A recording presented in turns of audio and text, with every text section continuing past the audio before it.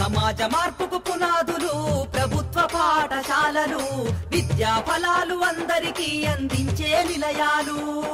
సమాజ మార్పుకు పునాదులు ప్రభుత్వ పాఠశాలలు, విద్యా ఫలాలు అందరికీ అందించే నిలయాలు.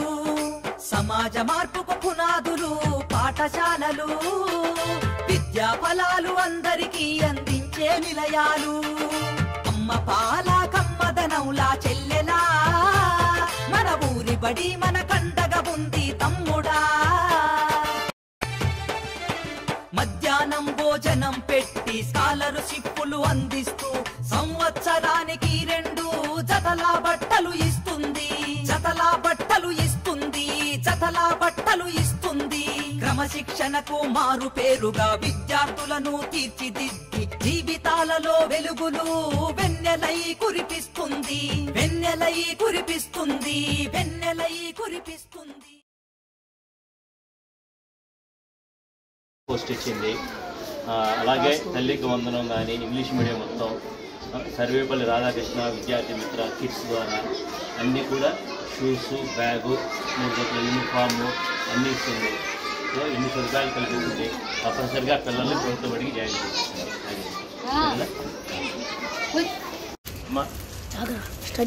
మన గవర్నమెంట్ స్కూలు ఇంగ్లీష్ మీడియం 1వ తరగతి నుంచి తరగతికి ఒక్కొక్క ఉపాధ్యాయులు ఉంటారు.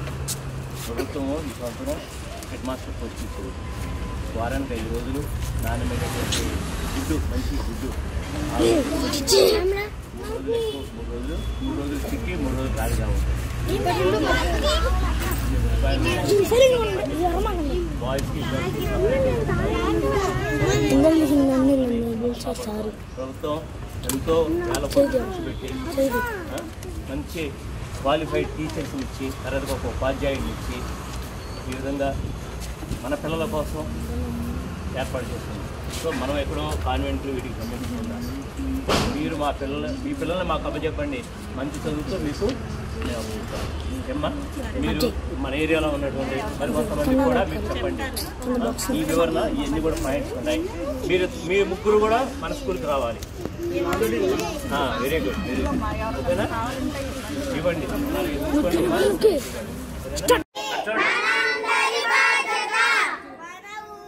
చెప్పండి పెద్దగా.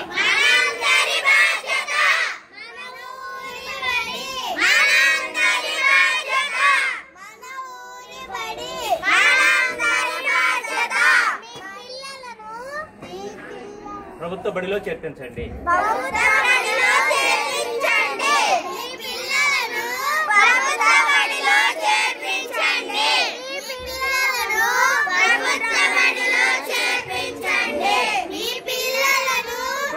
బడిలో చేర్పించండి. మన బడి మనందరి బాధ్యత,